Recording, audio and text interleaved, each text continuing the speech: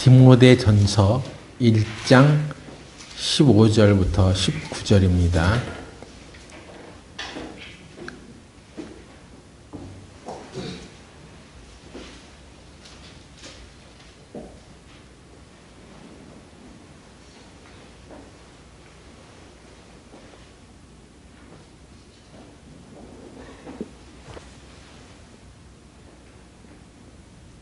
그렇군요. 한 중요한 기절을 놓쳤네요.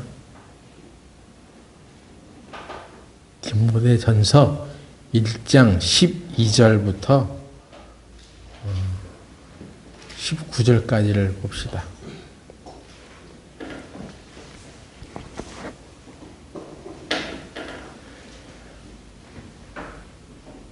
나를 능하게 하신 그리스도 예수 우리 주께 내가 감사함은 나를 충성되이 여겨 내게 직분을 맡기심이니 내가 전에는 회방자요 핍박자요 포행자이었으나 도리어 긍휼을 입은 것은 내가 믿지 아니할 때 알지 못하고 행하였음이라. 우리 주의 은혜가 그리스도 예수 안에 있는 믿음과 사랑과 함께 넘치도록 풍성하였도다. 믿보다 모든 사람이 받을 만한 이 말이여 그리스도 예수께서 죄인을 구원하시려고 세상에 임하셨다 하였도다. 죄인 중에 내가 괴순이라. 그러나 내가 긍휼을 입은 까닭은 예수 그리스도께서 내게 먼저 일적 오래 참으심을 보이사 후에 주를 믿어 영생 얻는 자들에게 본이 되게 하려 하심이니라. 만세의 왕 곧 썩지 아니하고 보이지 아니하고 홀로 하나이신 하나님께 존귀와 영광이 세세하도록 있을지어다. 아멘. 아들 디모데야, 네가 내게 이 경계에서 명하노니 전에 너를 지도한 예언을 따라 그것으로 선한 싸움을 싸우며 믿음과 착한 양심을 가지라. 어떤 이들이 이 양심을 버렸고 그 믿음에 관하여는 파선하였느니라. 19절까지 읽었습니다. 기도합시다. 거룩하신 하나님 아버지, 오늘 이 시간 우리가 함께 모여 하나님을 찬양하고 경배합니다. 우리들이 이 시간 하나님을 영화롭게 할 때에 주 예수 그리스도의 영광의 빛을 우리에게 비춰주시고 우리로 이 어둡고 타락한 세대에서 하나님의 빛을 전하는 충성된 증인들이 되게 하여 주시옵소서. 예수님의 이름으로 기도드렸습니다. 아멘.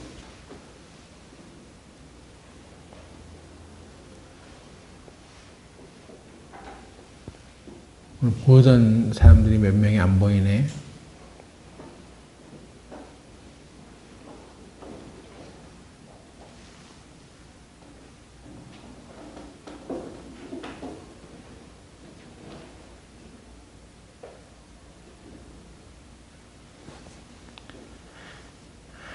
오늘 설교의 제목은 충성된 증인이라는 제목으로 함께 말씀을 나누겠습니다.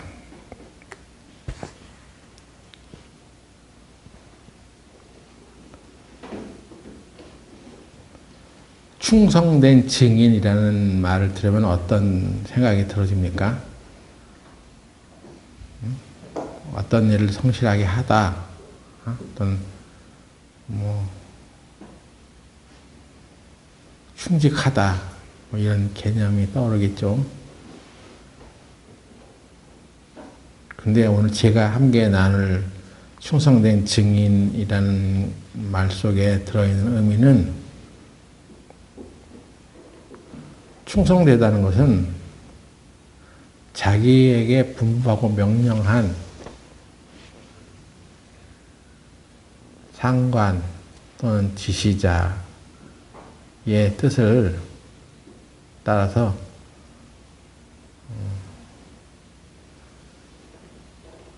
자기의 생각과 뜻을 첨가하지 않고 자기의 의견을 덧붙이지 않고 그 지시를 한 자의 뜻대로 일을 해나가는 것, 이런 것이 충성된 자라고 할 수 있습니다. 만일 어떤 일꾼이 자기에게 지시를 한 자의 뜻은 개의치 않고, 내가 생각하기에는 물론 이런 지시를 나한테 내렸지만 이게 더 좋아. 그리고 이렇게 해야지 더 지혜로운 거야 하고 자기 뜻, 자기 생각을 첨가해서 일을 하게 되면 그 지시를 내린 상관은 결국은 그 종에 대하여 신뢰를 하지 않을 것입니다. 그런데 예수님께서 바울에게도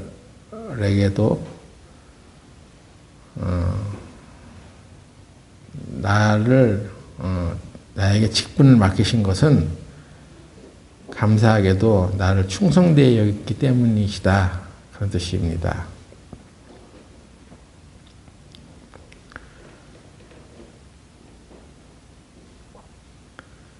내가 전에는 회방하고 핍박하는 사람이었는데 그건 내가 믿지 아니할 때 한 거고, 지금 주의 은혜가 내 안에 가득 들어와 있기 때문에 예수 안에 있는 믿음과 사랑이 충만하게 작동되고 있기 때문에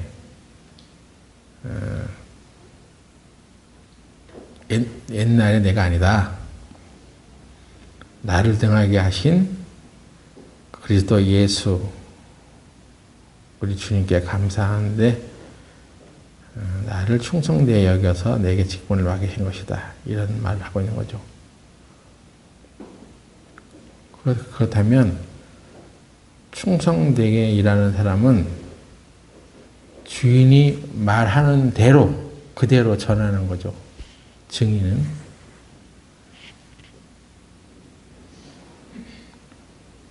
무엇에 대하여든 어떤 주제에 대해서든 우리가 증언을 하고 증거를 하는 것입니다. 많은 교회가 재정에 대해서 말하기를 꺼려합니다. 왜냐하면 또 돈 얘기네, 결국 돈 받지 않는 얘기 아니야.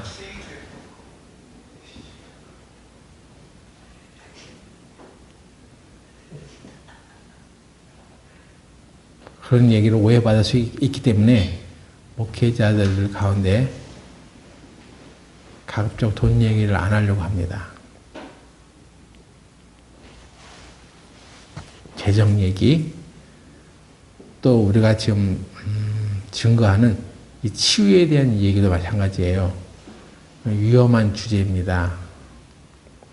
어떤 교단에서는 치유를 적극적으로 이렇게 전하는 교단도 있지만, 어떤 교단은 우리 교단에서 그런 말 하지 마세요, 그런 교단도 있어요. 그래서 치유를 말하는 목사들이 이렇게 쫓겨나는 그런 교단도 있습니다.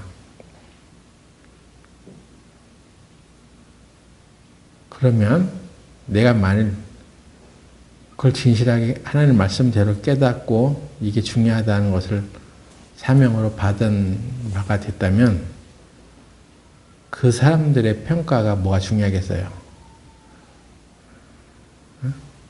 누가 나한테 뭐라고 하든 이건 내가 주님께 받은 사명이야. 주님이 깨닫게 해주신 거야. 그러니까 나는 당신들의 평가에 영향을 받는 게 아니라 하나님이 나를 어떻게 평가하시는가 중요한 거지.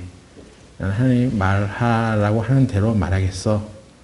이렇게 하고 분명하게 전할 수 있어야 됩니다.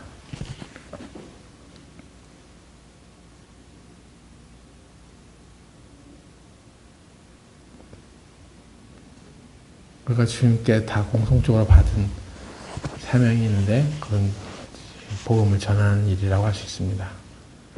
예수님께서 나를 위해서 해주신 일, 예수님이 도대체 어떤 존재이고 왜 구원자가 되시고 당신이 왜 구원자를 받아들여야 하는지를 똑똑하고 분명한 소리로 전해야 하는 것인데 내가 이걸 전하면 저 사람과 내 사이가 틀어져 좋지 않아. 그리고 나를 싫어해. 그리고 나보다 더 어떤 높은 위치에 있는 사람이라면 만약에 내가 얼세 살고 있는데 주인에게 내가 복음을 전하면 주인이 방 빼! 이런 소리를 할 수 있단 말이에요. 그러면 나에게 손해잖아. 괜히 그냥 입 다물고 있으면 편하게 지낼 건데 왜 입을 함부로 놀려가지고 그 복음 전해가지고 고난을 당하냐고 이렇게 생각하는 것이죠. 우리가 복음 전하는 것을 두려워하는 이유는 그런 것이 있습니다. 그것은 충성된 증인이라고는 할 수 없어요. 자기 사견이 더 많은 거야. 자기의 기준이 더 분명하기 때문에 그렇게 생각하며 살아가는 사람은 하나님 앞에 결코 겸손한 사람이 아닙니다.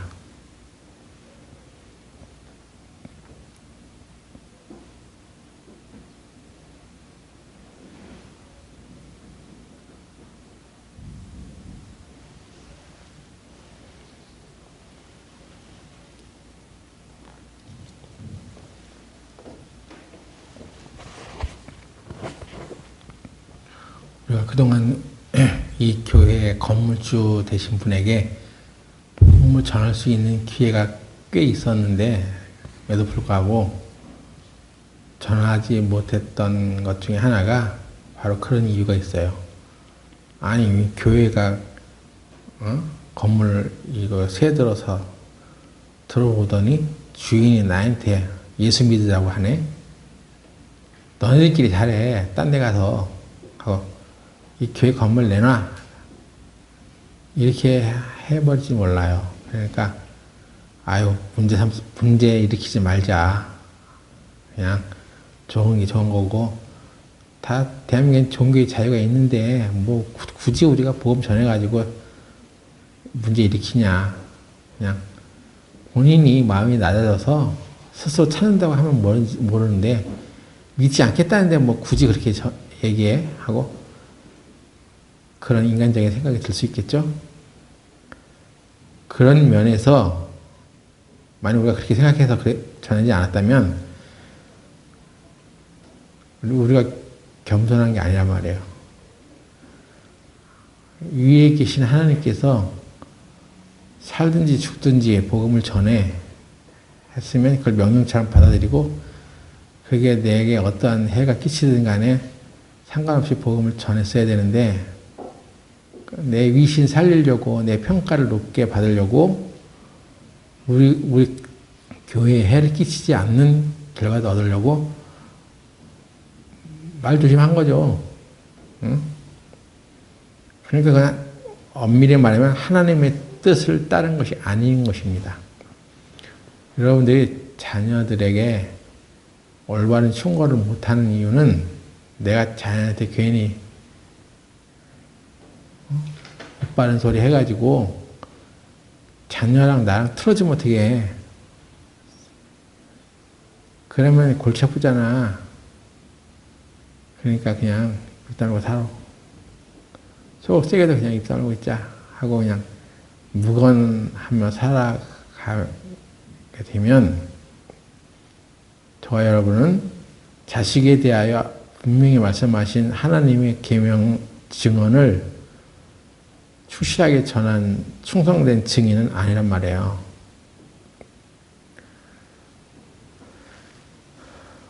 제가 이 말씀을 보다가 깨달은 것이 있는데 나는 하나님이 나를 왜 치셨을까 하는 생각이 계속해서 의문이 있었어요.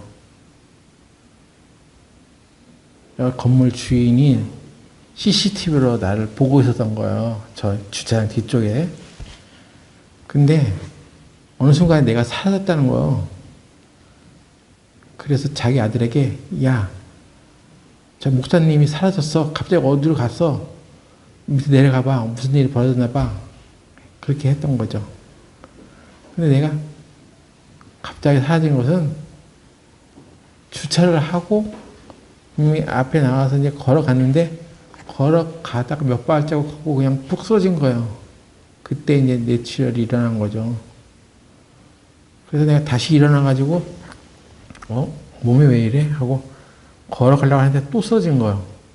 근데 그때 그 주인의 아들이 나를 데리러 왔어요. 목사님 괜찮으세요?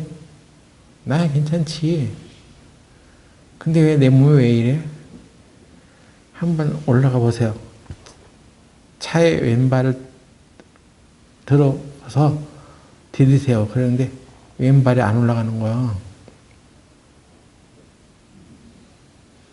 그러니까 이거 안 되겠어요. 제가 119 불렀거든요. 그러니까 좀 기다리세요 했더니 갑자기 뭐 119 사이렌 소리 나더니 제가 병원으로 실려갔어요. 그래서 어떻게 여기 오게 되는지 기억이 나세요? 막 그런 소리가 들리는 거예요. 난 내가 생각나는 대로 다 얘기를 했죠.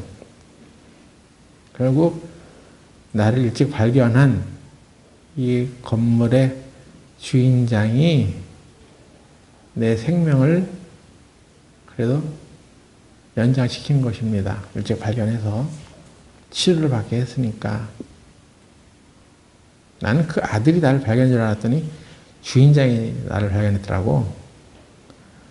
그런데 지난 4월 9일에 여기 이제 엘리베이터를 타고 이제 집에 마치고 이제 돌아가려고 이렇게 엘리베이터를 탔는데 그 아들이 거기에서 딱 만난 거야, 그 아들을. 그래서 아버지는 잘 계시나? 얘기 물어봤더니 우물쭈물 하는 거예요. 그래서 왜? 그때 제 아버지 돌아가셨어요. 그러는 것입니다. 언제? 4월 9일에 돌아가셨어요. 무지개 날벼락이야.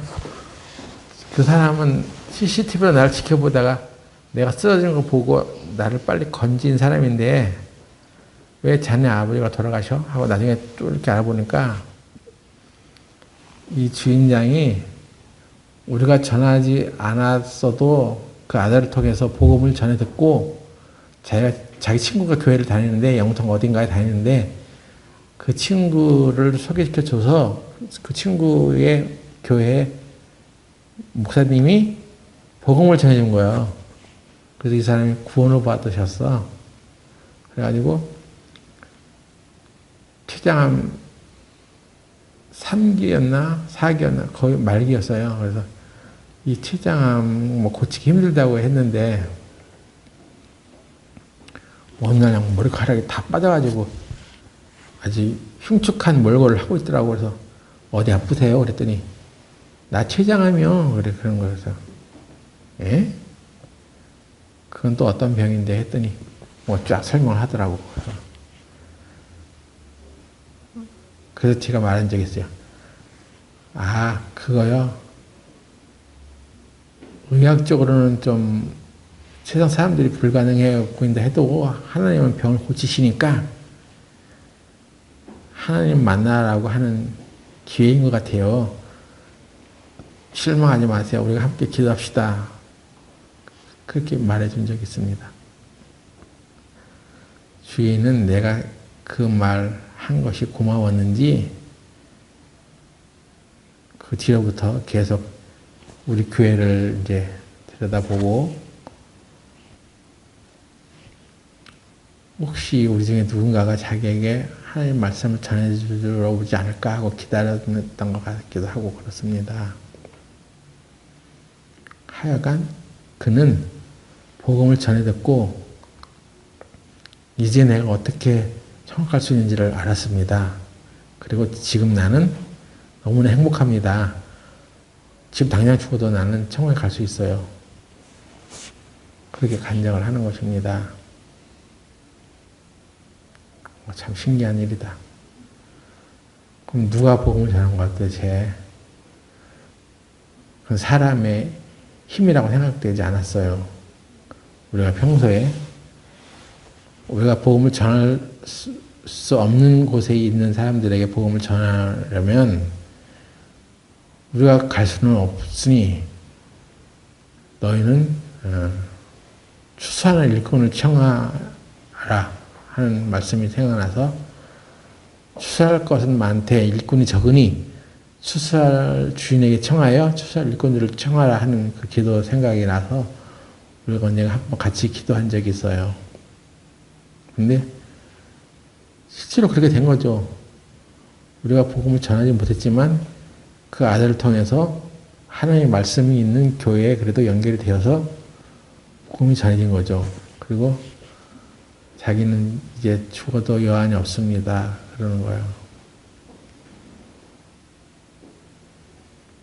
그 사람은 그래도 가진 돈이 많아서 자기 먹고 살 거 있으니까 지금 하나님 안 찾을 거야. 저 사람들 꼭 꼬라져야 돼. 어디 가다가 자동차 차고 팍 나던가 해가지고 어떤 불행을 당하면 하나님을 찾을 거야. 그때서야 마음이 낮아져서 그렇게 생각을 하게 됐습니다. 어떻게 저 콧대 높은 양반에게 복음을 전하냐 우리가. 더군다나 이 건물의 주인인데 그리고 그냥 마음에 포기하고 그냥 살아왔었는데 그래도 그냥 우리가 하나님의 말씀을 의지해서 그 말씀대로 그 약속의 말씀을 믿고 기도를 한 적이 있어요. 근데 우리의 생각대로가 아닌 그 약속의 말씀대로 추수할 일꾼들이 어떻게든 움직여져 가서 그 사람의 복음이 전해졌고 그 사람은 자기가 어떻게 해서 천국 가는지를 발견하고 난 뒤에 자기의 그 그랜드 피아노 옛날에 음악 선생이 했었어요. 그 사람이 자기 집에 있던 그랜드 피아노를 그 교회에 기증을 한 거예요. 그리고 그 피아노를 조율하고 또 그 피아노로 연주를 막 하면서 음악회를 준비했다고 합니다. 근데 하루는 그 음악회 준비하고 연주를 하고 너무 행복해 했는데 너무 피곤했단 말이에요. 그래서 힘이 들어서 이렇게 아이고 오늘 힘들다 하고 있었는데 바로 그날 밤 이제 돌아가신 거예요. 어쨌거나 그는 자기의 재물을 그 자기의 복음을 전해준 교회에 기증을 하고 또 그 교회를 위해서 음악회를 하면서 사람들을 위로하다가 하나님의 부르심을 받고 갔습니다.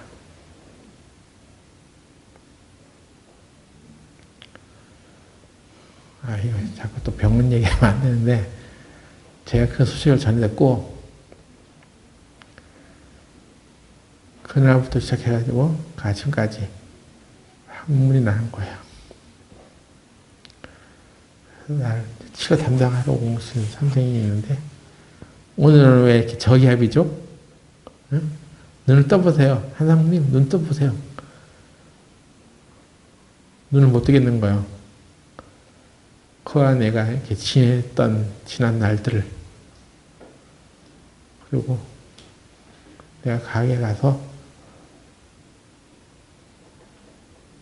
그때 내 자동차가 이렇게 뒤에 그 불빛이 이렇게 고장이 났는데 제가 어디 가서 어느 카세트에 가가지고 그 전구를 사갖고 와가지고 그걸 자기가 직접 손으로 갈아주는 거예요. 응? 그걸 고쳐놨더라고. 이거 어떻게 고쳐졌지? 그랬더니 그건 내가 저기서 카세트 가가지고 전구 사다가 고쳤지. 이거 얼마 안 해. 그런 거여서 내가 너무 고마워가지고 이 앞에 가게 가가지고 그냥 두부 한 번 사다가 제가 두부 사드릴 테니까 가서 잡수셔 하고 두부 한 번 사다 가서 나눠주고 그런 것들이 막 생각나는 것입니다. 그리고 목사님은 운동하셔야 돼. 그러면서 나한테 러닝머신 그거 제가 쓰던 거 나한테 이렇게 갖다 주고 운동을 하셔야지. 그러면서 목사님 운동 안 하니까 제가 운동하시라고 이거 갖다 줍니다 하면서 러닝머신 갖다 줬는데 몇 번 내가 쓰다가 버렸어.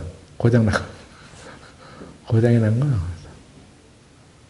그래도 사람이 마음을 쓰는 사람이에요.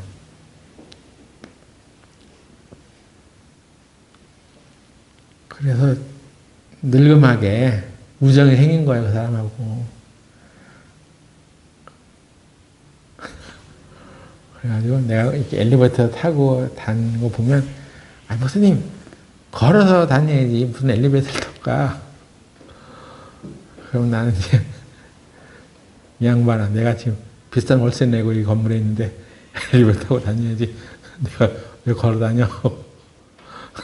농담도 하고. 그랬던 시간들이 막 생각나면서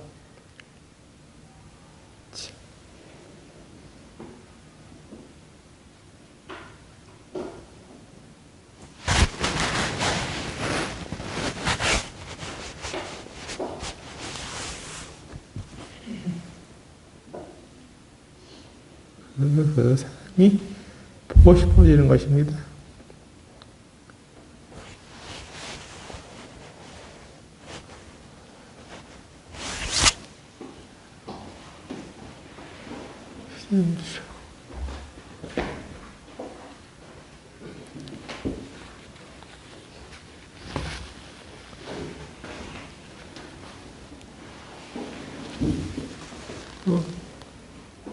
최근에 이제 어느 날 내가 너무 몸이 무거워서 너무 이렇게 몸이 힘들어 한 때가 있었는데 그 사람이 죽었다는 소식을 듣고 저 사람이 지금 천국 갔겠네? 얼마나 몸이 자유스러워졌을까?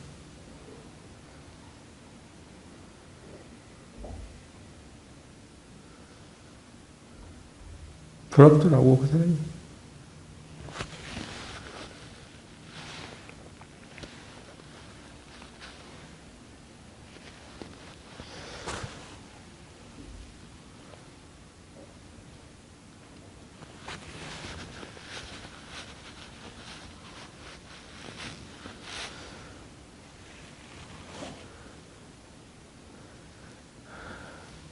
더 일찍 복음을 전해주고 같이 교제를 하면서 즐겁게 살았으면 좋았을 텐데 좋은 우정을 나누고 살았으면 좋았을 텐데 하는 아쉬움이 생기는 것입니다.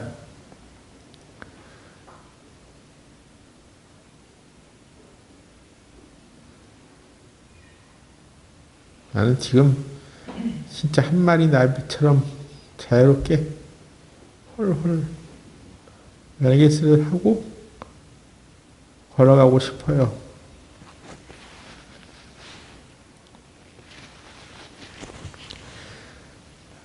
지금 병원에서는 내 꿈이 걸어가는 것이 꿈이라는 것을 다 알고 거기에 맞춰서 나한테 이제 치료를 집중하고 있어요. 한 사장님은 걷고 싶은 것이 꿈이라고 했죠? 제가 도와주겠습니다 하면서 말하는 사람들이 있습니다. 그 중에 한 사람은 아주 체격이 그래도 우람한 한 청년이에요. 나는 그 청년을 볼 때마다 성옥이 생각이 나는 거야. 어깨가 우람해. 근데 걔도 교회를 다닌다고 하는 거예요. 그래서 어느 교회 다니세요? 나한테 물어보길래 나는 화서역에 있는 수원 침례교회 다녀. 그랬더니 그러세요? 상가교회세요? 그러니까 이런 건물 교회냐 이거지. 그래서 그렇지. 그 얘기가 시작됐는데 이 친구가 갑자기 어느 날 지팡이를 갖고 와가지고 나한테 주면서 목사님 이걸 짚고 걸어보세요. 나는 아직 지팡이를 걷고 걷지 못하는데 그랬더니 아니 걱정하지 마세요. 제가 넘어지지 않도록 제가 잘 보조해 줄 테니까 이거 한번 짚고 걸어보세요. 그런 거야. 그래서 그 지팡이를 짚고 세 걸음 걸었다고 내가 지난 시간에 말했죠? 세 걸음. 이 역사적인 순간이었어요. 그걸 짚고 후들후들 하면서 다리가 막 떨려가고 넘어질까봐 걱정하면서 또 이 친구가 제가 뒤에서 잡아주고 있으니까 넘어지지 않도록 해줄 테니까 걱정하지 마세요. 걸으세요. 그러는 거야. 그래서 걸었어. 세 걸음을. 그리고 이번 주에는 워커라는 장비가 있어요. 워커. 걸음 걷는데 도움을 주는 장비인데 이렇게 사다리처럼 생긴 거예요. 또 그걸 갖고 와가지고 어떤 이번에 새로운 걸 가져왔습니다. 이게 워커라는 건데 이걸로 한번 걸어보세요. 그런 거라서 난 그런 거 사용해 본 적 없는데 제가 뒤에서 받쳐주자니까 걸으세요. 또 그걸 잡고 또 걸었어. 그 치료하는 재활치료센터가 8층인데 거기를 걷는데 뭐 이렇게 그냥 걸음이 너무 요란스럽게 걷는 거야. 내가 생각해도 쿵쾅 쿵쾅. 어? 성경의 열왕기하에 문둥병 걸린 그 4명의 문둥병자가 걸어갈 때 요란한 소리가 났다고 하는데 그런 소리가 들리는 것 같아. 다른 사람들은 이렇게 진짜 나비처럼 살짝 날아가지고 살살살 이렇게 걸어가는데 나는 쿵쾅 쿵쾅 오른발 왼발 오른발 왼발 구령에 맞춰서 이제 걷는데 너무 내가 보기 시끄러운가. 건물이 막 울렸어. 내가 생각하기에는. 그래서 그 시간에 일본에서 진도 5.6의 지진이 일어났어요. 여러분 그거 왜 일어났는지 아세요? 내가 8층에서 걸었거든. 내 걸음 때문에 생긴 거야, 그게. 그걸만 걸은 게 아니라 자기 어깨를 내어주면서 내 어깨에 손을 짚고 저를 따라서 걸어보세요. 그러는 거예요. 내가 미안해갖고 그냥 살짝 이렇게 손을 얹었어.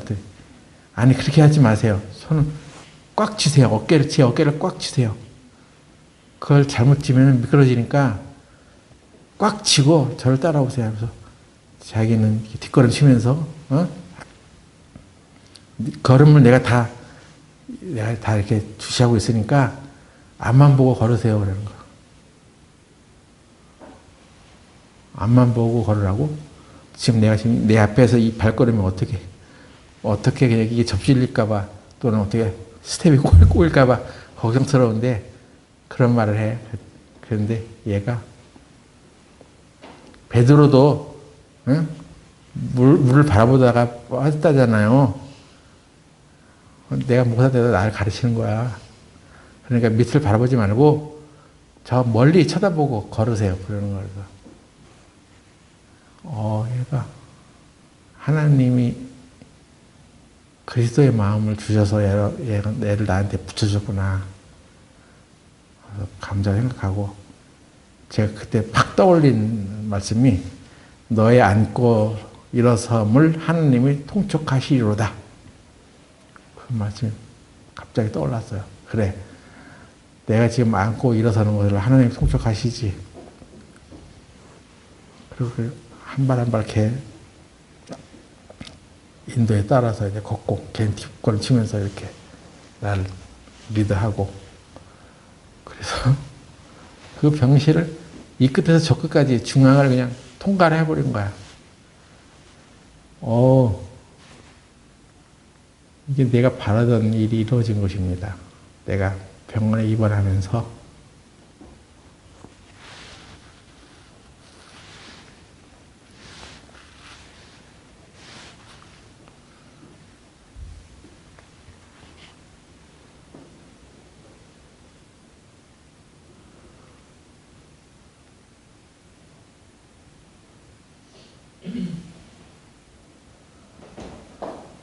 자연스럽게 걷지 못하는 상태가 되었다는 것을 알고 걷고 싶어요.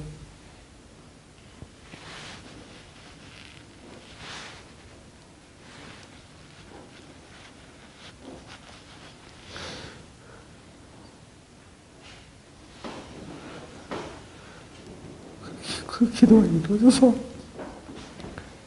그늘리가 350걸음을 걸은 것 같아요. 그리고 그 다음에 80걸음 걷고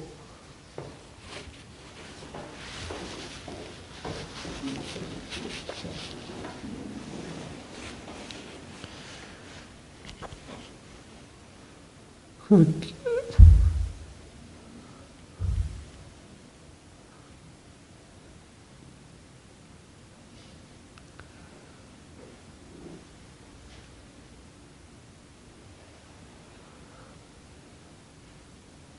나서 며칠 후에 이제 또 어떤 선생을 만났는데 이 지팡이는요 어떻게 사용하는지 알려 줄게요. 나한테 걸음마를 가르쳐 주는 거야. 이거 그냥 막 짚고 힘으로 막 이렇게 짚고 가는 게 아니라 오른발은 버틸 수 있잖아요. 그러니까 오른발 내딛고 지팡이 앞에 두고 지팡이와 힘이 약한 왼발을 함께 내딛으면서 이 균형을 맞추세요. 이렇게. 그리고 오른발 내딛고 걸음마를 내가 배우고 있는 거예요. 아니 지금 내가 지금 나이가 60이 다 돼서 걸음마를 못하는 거 내가? 그런 거예요. 걸음마조차 지금 할 수 없는 그런 초보 어린아이 같아서요. 그런데 그렇게 그 지팡이 사용법을 이제 가르쳐주고 그걸로 또 걷고 이렇게 하면서 그리스도의 은혜와 사랑이 나를 감동시켰습니다.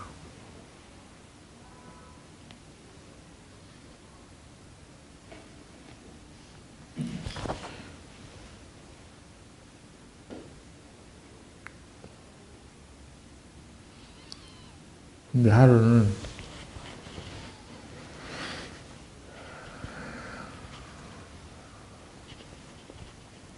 지금 제가 하는 동작을 잘 보세요. 이제 제가 왼손이 마비 상태이기 때문에 오른손으로 손가락으로 깍지를 끼고 이렇게 높이 들려서 커브를 이렇게 이동시키는 동작을 해왔었는데 오늘날에가 그게 안 되는 거예요. 팔을 올릴 수가 없는 거예요. 그래서 내가 이제 그 병실에서 나 옛날에 이거 많이 연습했는데 지금 이 동작이 안 되네. 그랬더니 거기 어떤 한 사람이 나랑 동일한 그런 아픔을 갖고 있는 사람이 있는데 그 재활은요 금방 되는 게 아니에요. 재활하다가 안 하면 그냥 스톱이에요. 옛날로 다시 돌아가는 거예요. 그리고 또 한 소리가 들리는데 재활은 시간과의 싸움입니다.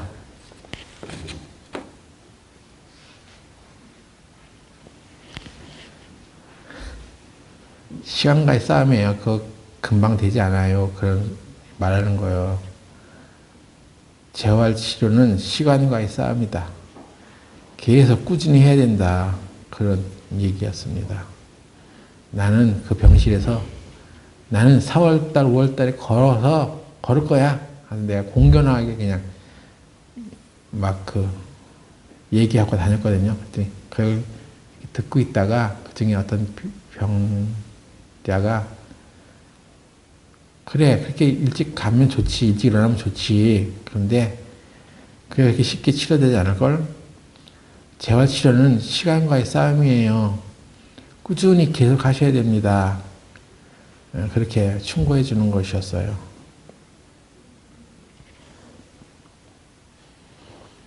아, 이 사람들이 그래서 좋은 얘기 해주는구나. 나에게 들을 얘기를 해줬구나 하고 이제 생각을 하고 지금 마음에 이제 새기고 있습니다.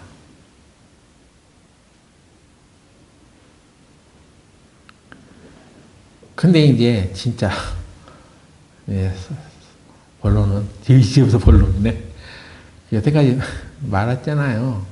근데 진짜 지금 하고 싶은 얘기가 뭐냐면, 근데 왜 쓰러졌어? 너 하나님이 널 그렇게 만든 거 아니야? 이렇게 원망할 수 있잖아요. 그래서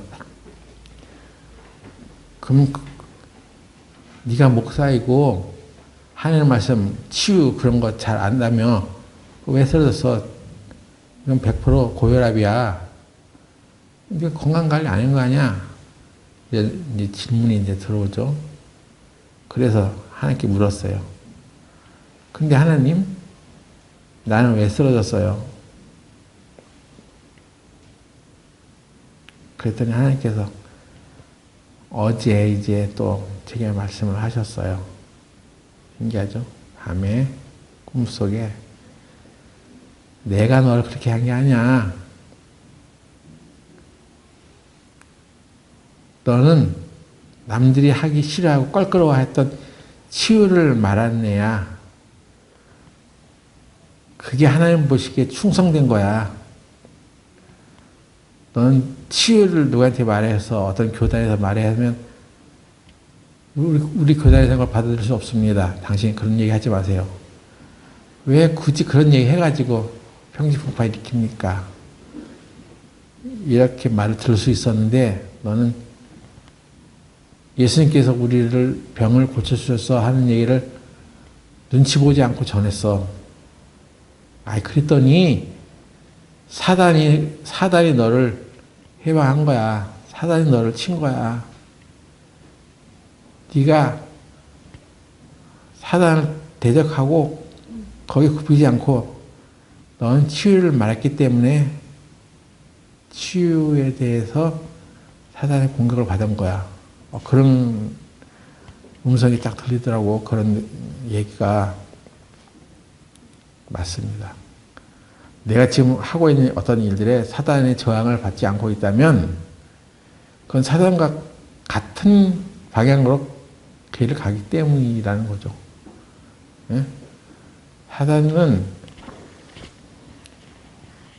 훔치고 도둑질하고 우리 것을 뺏으러 온 존재예요.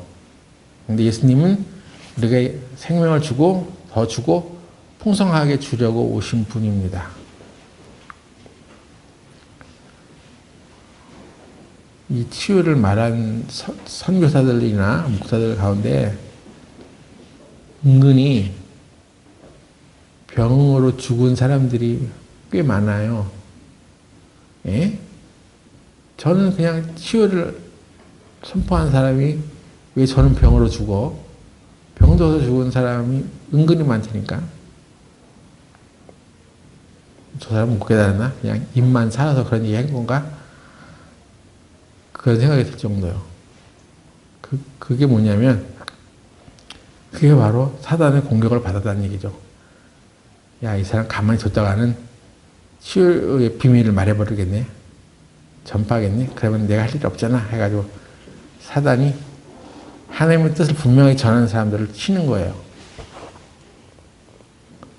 고난을 주기도 하고 그 사람에게 가장 중요한 것들을 뺏어가기도 하고 하면서 실이 빠지기도 하고.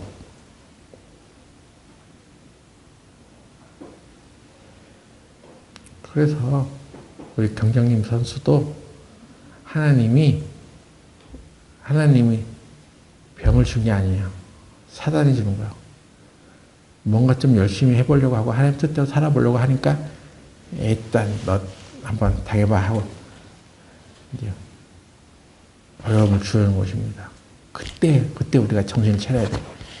하나님, 저는 30년 동안 주님만 섬겨왔어요. 어떻게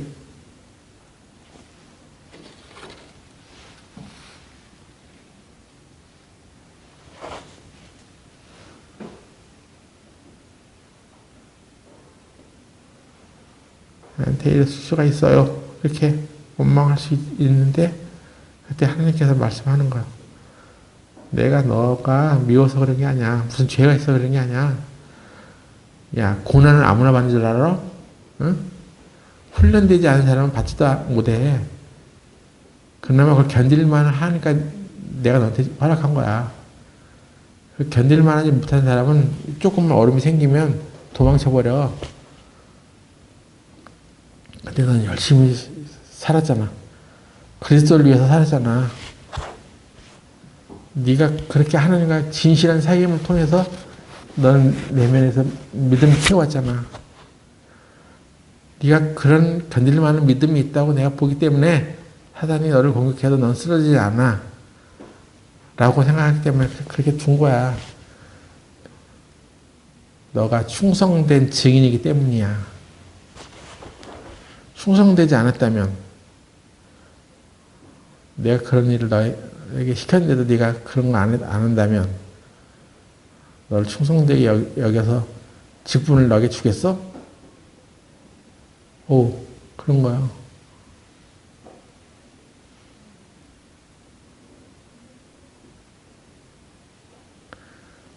하나님 말씀을 안 찾는 사람, 하나님을 마음에 두지 않는 사람들을 괴롭게 해서 뭘 깨닫게 하려는 것입니까? 하나님은 그런 째째한 하나님이겠어요? 네? 우리에게 고통을 주어서 뭘 깨닫게 하려고 하겠습니까? 하나님은 사랑이세요. 우리에게 은혜를 베푸시는 분이에요. 마귀는 우리에게 고통을 주려고 하고 우리를 괴롭게 합니다. 아니 마귀 뜻 쫓아서 살아가는데 무슨 고통이 필요해. 마귀가 잘했어. 그냥 그대로 가 할 것입니다. 사단과 마귀가 맞서지 않는 사람이기 때문에 그 길 계속 가도록 허락해 가는 것입니다. 근데 마귀랑 맞서는 사람, 나는 세상 사람들이 이렇게 말해도 나는 하나님이 하시는 말씀대로 할 거야 하는 사람에게는 그런 마귀가 대적하겠죠.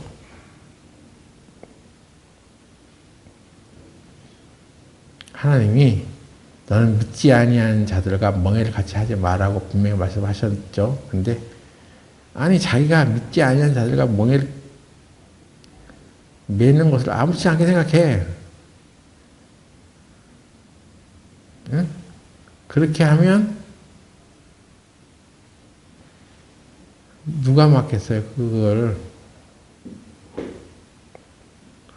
그래서 이제 어려운 일이 생기면 하나님 왜 내 앞길을 막으십니까? 이렇게 하겠어요? 그렇지 않습니다. 하나님 막으시는 게 아니에요. 네가 무시하는 하나님의 말씀이 너를 막는 거야. 이렇게 되는 거죠.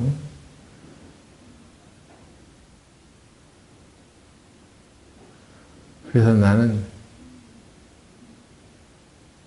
그 주장에서 쓰러지던 날, 아, 내가 마귀의 공격을 받았어서 그런 거구나.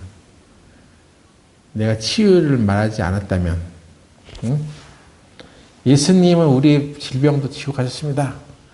이걸 말하지 않았다면 나는 편하게 살 수도 있었을 것이다. 근데 그걸 네가 말하고 다녀? 그러니까 마귀가 나를 친 거죠. 근데 마귀가 쳤다고 해서 하나님이 또 가만히 있겠습니까? 그래서 새벽에, 오늘 새벽에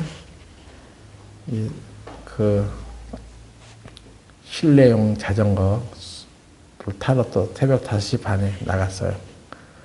나가서 이제 손을 이렇게 하니까 이게 이제 들어지는 거예요. 그래서 하나님, 저에게는 두 손을 모아서 기도할 수 있도록 한 손을 그래도 건강하게 해주셨네. 남아주셨네.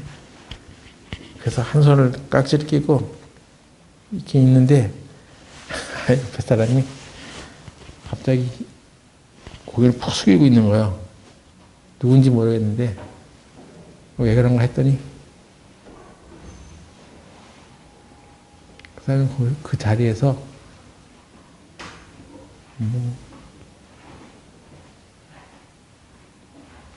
오줌을 싼 거예요. 그 사람은 이 머리 쪽에 손상을 입은 사람 같았어. 그래가지고 화장실을 갖고 싶었는데 그 실내용 자전거가 이게 위험하니까 이제 발을 묶어놨단 말이에요. 발을 묶어놨는데 그걸 이렇게 페달을 젓다가 멈추고 화장실을 가고 싶었었는데도 발이 묶여져 있으니까 못 간 것 같아. 말을 못해. 그냥 거기다 그냥 실싼 거죠. 그래서 저는 그 모습을 보고 이 사람을 고쳐주세요 하나님. 제가 이제 두 손 모아 기도하기 시작했습니다. 그날 오늘 새벽에 하나님 저를 왜 이 병원에 보내셨는지 이제 알겠습니다.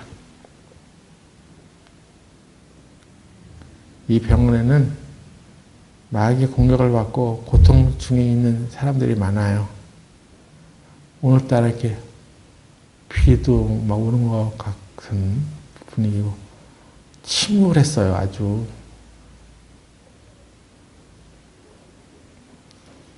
그래서 여기에는 병으로 이렇게 고통받고 괴로운 영혼들이 많은데 이 사람들 병을 다 고쳐주세요. 주님은 정말로 우리 병을 고쳐놓으신 분입니다. 나는 그 말씀을 믿고 따르겠습니다. 기도하는데 강한 확신이 딱 오는 거야. 그래, 내가 너를 고쳐놨어. 너는 빨리 일어나서 걸어갈 거야. 그런 이제 강한 확신이 딱 들었습니다.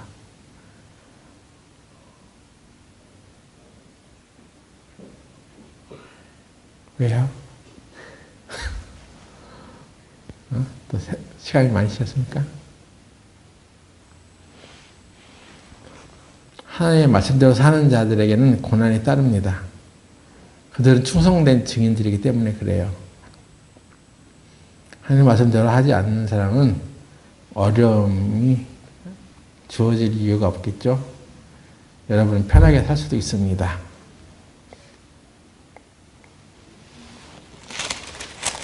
그런데 하나님께서 따라 성령의 충만을 추구했던 교회가 초대교회 때 어떻게 살았는지 한번 잠깐 보고 마치죠.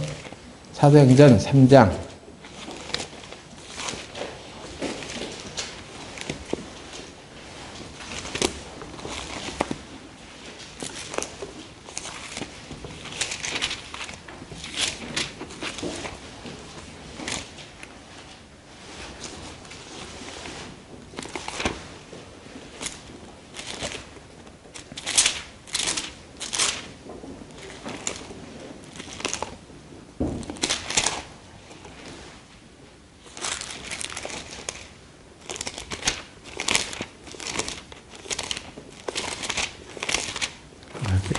성령이 안 차지는 것입니까? 몇 절이겠어요? 사도행전 3장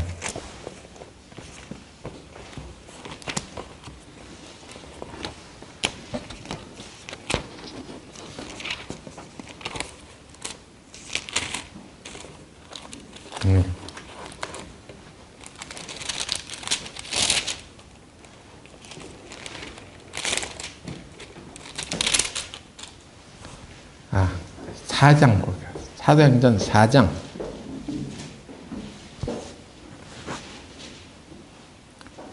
32절부터 봅시다. 믿는 무리가 한 마음과 한 뜻이 되어 모든 물건을 서로 통용하고 제 재물을 조금이라도 제 것이라 하는 이가 하나도 없더라. 사도들의 큰 권능으로 주 예수의 부활을 증거하니 우리가 큰 은혜를 얻어 그 중에 표절한 사람이 없으니 이는 밭과 집이 있는 자는 팔아 그 판 것의 값을 가져다가 사도들의 발 앞에 두매 저희가 각 사람의 필요를 따라 나눠 주미로라. 구로에서 난 레위 족인이 있으니 이름은 요셉이라. 사도들이 일컬어 바나바 번역하면 권위자라 하니 그가 바치심에 팔아 값을 가지고 사도들의 발 앞에 두니라. 네. 초대교회 서로 이렇게 물건을 통했던 기록이 기록되어 있습니다.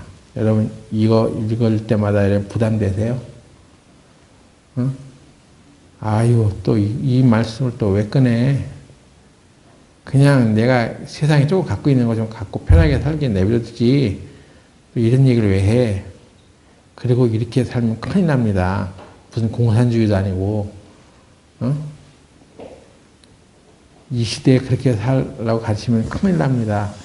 이렇게 생각하며 사는 사람도 있습니다.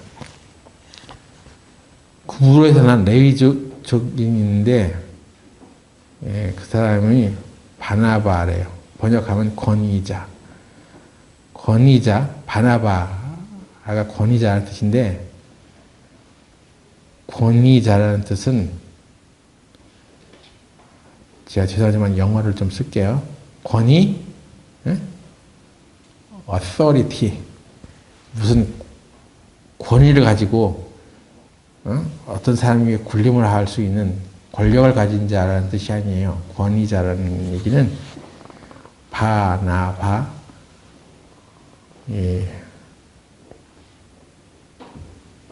바는 것은 그건 아들이라는 뜻입니다. 바돌로메 들어봤죠? 우레의 아들이야. 우레의 아들. 바돌로메. 바나바는 무슨 아들인데? 위로의 아들이라는 뜻이에요. 바나바가. 권위자라는 말은 권력을 가지고 막 이렇게 높은 위치를 갖고 행세한다는 뜻이 아니라 위로의 아들이라는 뜻입니다. 그 사람은 초대교회 성도들을 많이 위로하며 살았던 사람이라는 거죠. 근데 한 가지 이상한 점이 있어요. 그가 밭이 있음에 팔아 값을 가지고 사도들의 발 앞에 두니라. 아니 자기가 집이 있으면 밭이 있으면 그걸 팔았어. 그러면 현금화 됐을 거 아니야. 그러면 자기가 그냥 교회에 헌금하면 되잖아. 그래서 교회에 재정위원들이 있어. 거기다 보고를 하고 투명하게 써야지. 합리적으로 써야지. 왜 그것을 사도들의 발 앞에 두었을까요? 사도들의 발 앞에 두었다는 얘기는 재정위원회를 거치지 않았다는 얘기입니다. 응? 사도들의 그 처분에 따라서 그것을 사용했다는 얘기죠. 왜 그랬을까요? 교회는 총회라는 것이 있습니다. 재정위원회, 재직회, 또는 뭐 성인회, 이런 것이 있어서 돈을 함부로 쓰면 안 되죠. 교회에서 어떤 봉사를 하거나 어떤 구제를 할 때도 그냥 돈을 막 쓰는 게 아니에요. 재정위원회를 거쳐야 돼. 그래서 헌금이 이만큼 들어왔는데 우리 재정이 지금 이렇고 이런 상황에서 뭐 우리 여력은 이거밖에 없으니까 이 여력을 가지고 씁시다. 사용해 갑시다. 이렇게 원만한 합의를 거쳐서 사용하는 것입니다. 네? 좋죠. 근데 그건 엄밀히 말하면 세상의 방법입니다. 여러분이 회사에 다니는데 그 재정을 함부로 어떤 사람이 막 쓸 수는 없잖아요. 그럼 아니 왜 그래? 딱 규율이 있어야지, 규례가 있어야지. 딱 원칙이 있어서 이런 데 이제 쓴다는 그런 뭐 그런 거 있어야지 돈을 쓰는 거지. 아무나 그냥 자기가 쓰고 싶은 대로 쓰면 안 되죠. 그게 만약 회사 돈이라면 그런 생각이 들잖아요. 합리적으로 생각하죠. 가장 합리적인 이성이 활동하는 것이 바로 재정위원회예요. 그게 재직해요. 그게 총회야. 근데 여기 사도들의 발 앞에 두었다는 얘기는 사도는 알아요. 합리적인 이성으로 그 재정을 운영하는 게 아니라 성령의 감동으로 그걸 쓰는 거예요. 응?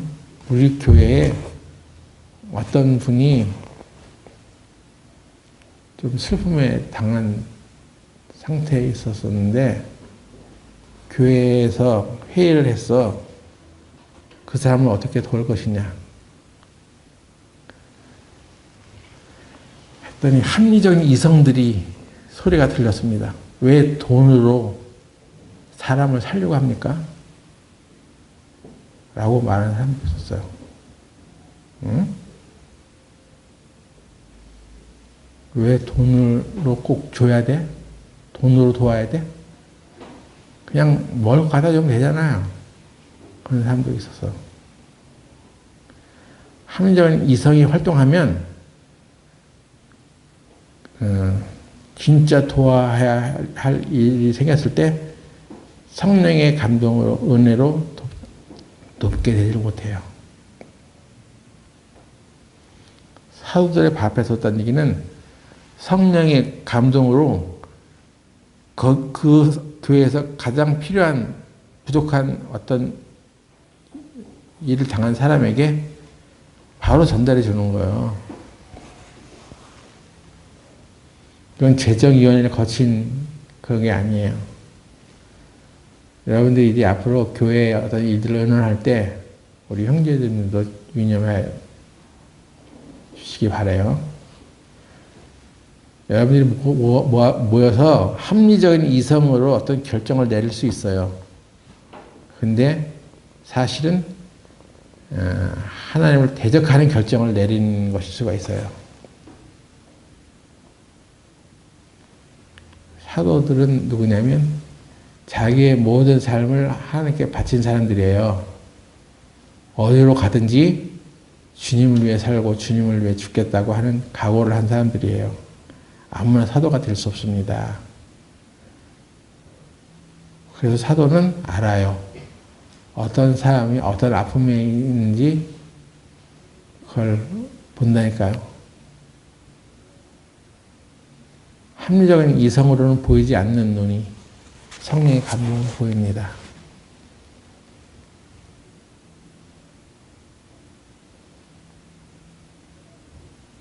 이게 바로 성령이 충만했던 초대교회의 재정 운영이었어요. 그랬더니 복음이 더 크게 전해져가지고 믿고 죽기로 나는 자가 더 많아져서 남녀의 큰 무리들이 교회 안에 들어오게 되었다고 합니다. 여러분은 합리적인 이성으로 살아가는 게 좋습니까? 그럼 그렇게 사세요. 그런데 성령의 능력은 나타나지 않습니다. 우리는 이 건물 주인장에게 복음을 전했을 때 우리의 합리적인 이성으로 전한 것이 아니에요. 우리는 주 성령께 의탁을 한 것이에요.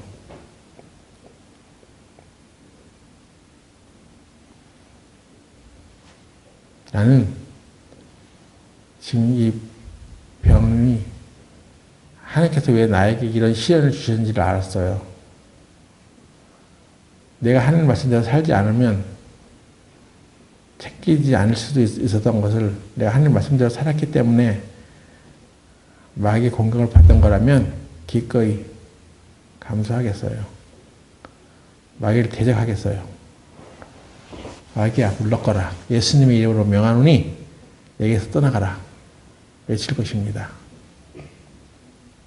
마귀는 더 계승을 하겠죠? 그래도 상관없어요. 나는 하나님의 부르심을 받은 충성된 증인이 되고 싶은 것이지 세상 사람들의 그 위안 몇 마디 또 평가 몇 마디 좋게 들으려고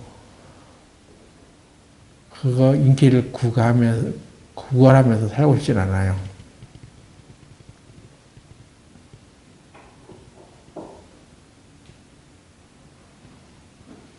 그래서 오늘 아침에도 기도가 막 절로 나오더라고. 하나님, 이 어둡고 병에 갇혀있는 이 공간에 하나님의 빛을 비춰주세요. 고통에 신음하는 이 영혼들을 건져주세요. 그리고 예수님의 따뜻한 마음, 예수님의 동정을 가진 사람들, 예수님의 눈물을 가진 자들을 보내주세요. 그들은 그의 눈물을 통해서 건짐을 받을 것입니다.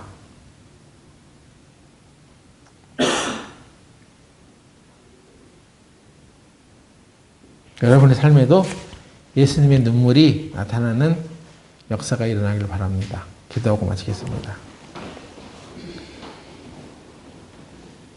거룩하신 하나님, 이 세상에는 정말 고통받는 영혼들이 많습니다. 자기가 어떤 병에 걸렸는지도 설명할 수 없는 말 못하는 사람들도 많이 있습니다. 이 고통받고 또 강도 만난 자들에게 정말 참된 이웃이 되기 위해서 오신 예수님처럼 우리도 그런 선한 사마리아인처럼 냉철하고 합리적인 이성으로 도와주려고 하지 말고 성령의 큰 감동과 사랑으로 그들에게 은혜를 베풀 수 있도록 인도하여 주시옵소서. 하나님, 우리에게 자비를 더하소서. 예수님의 이름으로 기도드렸습니다.